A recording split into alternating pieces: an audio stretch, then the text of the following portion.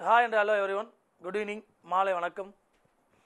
So இந்த video எதுக்காக அப்படின்னா டிஎன்பிசி ஒரு ஆனுவல் பிளானர், அதாவது ஒரு அடுத்த வருஷம் நாங்கள் என்ன எக்ஸாம்ஸ்லாம் நடத்த போகிறோம் அப்படின்னு சொல்லி டிஎன்பிசி ஒரு ஆனுவல் பிளானர் ரிலீஸ் பண்ணியிருக்காங்க.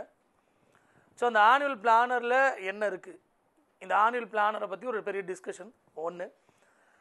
தென் ஆனுவல் பிளானரில் எங்களுக்கான எக்ஸாம்ஸ் எதுவுமே இல்லையே சார், 2023 டிஎன்பிசி படிக்கக்கூடிய நாங்கள் எங்களுக்கான பெரிய தேர்வு எதுவுமே இல்லை, ஒரு கம்பைன்டு அப்படிங்கிற வேர்டு டிஎன்பிசியோட நோட்டிஃபிகேஷனில் வரல சார்.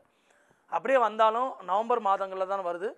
2024 பிப்ரவரியில் தான் குரூப் 4 எக்ஸாம்ஸ் நடத்த போகிறாங்க. இந்த மாதிரி நிறையா கன்ஃபியூஷன் ஒன்று. ரெண்டாவது, டிஎன்பிசி படிக்கக்கூடிய மாணவர்கள் ஒரு பெரிய ஒரு ஏமாற்றம், உண்மையிலே சொல்லப்போனால் பெரிய ஏமாற்றம் தான் இது. டிஎன்பிசி தேர்வு ஆணையத்திட்ட திரும்ப ரிவைஸ் பண்ணணும் அப்படின்னு இங்கே இருக்கக்கூடிய மாணவர்கள் சார்பாக நிறைய டைம் கேட்குறோம். ஒரு ரீசன், ஏன்னா 2020-21 இந்த காலகட்டங்களில் பெரிய அளவில் தேர்வுகளை நடத்த முடியல, காரணம் கோவிட். தென் ஒரு வருஷம்தான் ஒரு ப்ராசஸ் நடந்தது. 2022 நடத்தினாங்க. மறுபடியும் அந்த பெரிய அளவில் ஒரு ரெக்ரூட்மெண்ட் இல்லைங்க போது ஒரு ஸ்டூடெண்ட்ஸ் மத்தியில் ஒரு பெரிய ஒரு எதிர்ப்பையும் தாண்டி ஒரு கோரிக்கை, ஒரு வேக்கன்சிஸ் அதாவது கம்மியாக இருந்தாலும் ஒரு தேர்வை நடத்தணும் அப்படிங்கிறது ஸ்டூடெண்ட்ஸோட எதிர்பார்ப்பாக இருக்குது. ஸோ நாங்களும் இல்லை, குறிப்பாக நானும் டிஎன்பிசிட்ட ஒரு கோரிக்கையாக இதை வைக்கலாம் அப்படிங்கிற ஒரு முடிவு ஒன்று.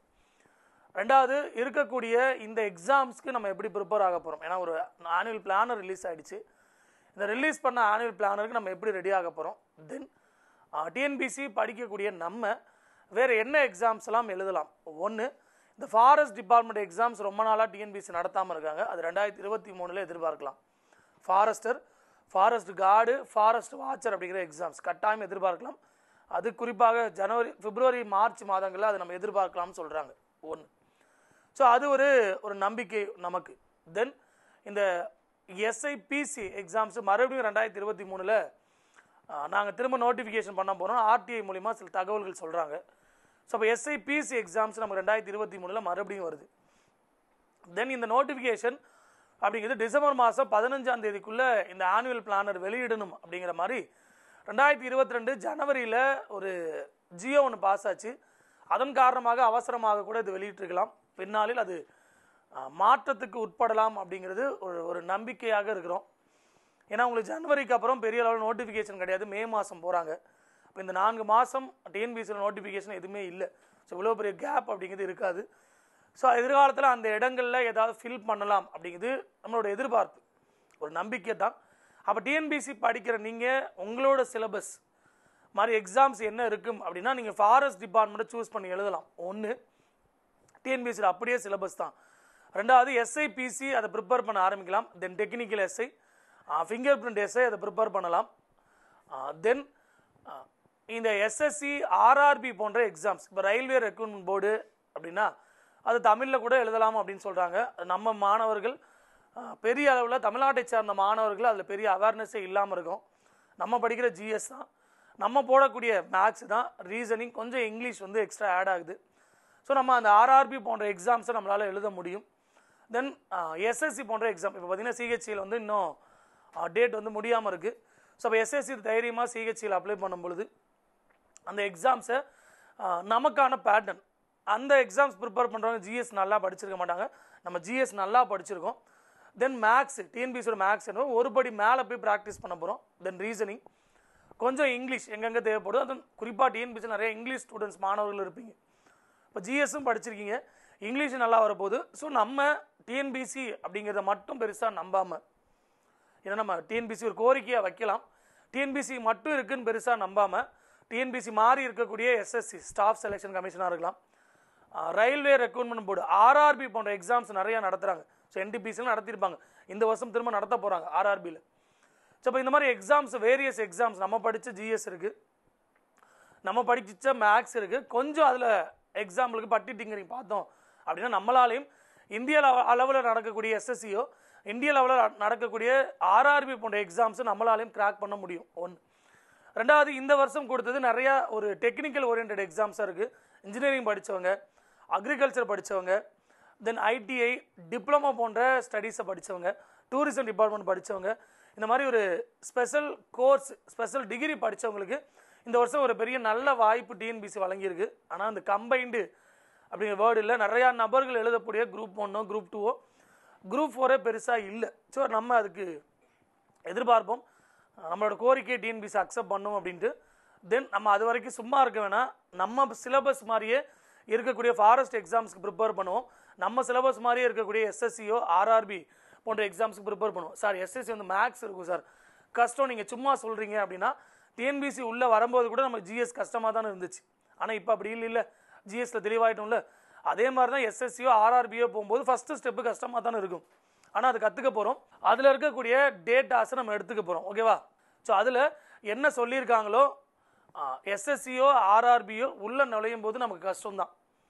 அதை நம்ம ப்ராக்டிஸில் எப்படி டிஎன்பிசி உள்ளே வரும்போது ஜிஎஸ் கஷ்டமாக நம்ம ஃபீல் பண்ணமோ அதே மாதிரி எஸ்எஸ்சி ஆர்ஆர்பியும் ஃபஸ்ட்டு ஸ்டெப்பு கஷ்டம்தான். அதை எடுத்து வச்சிட்டோம்னா நம்மளாலையும் எஸ்எஸ்சி ஆர்ஆர்பியும் நம்மளாலையும் கிளியர் பண்ண முடியும். அதுக்கான பிளான் என்ன, அது எப்படி ப்ரிப்பேர் பண்ணணும்னு நினச்சிங்க. எக்ஸாம்ஸ் இல்லை அப்படின்னு அப்படியே கொஞ்சம் டயர்ட் ஆகாமல் ஒன்று.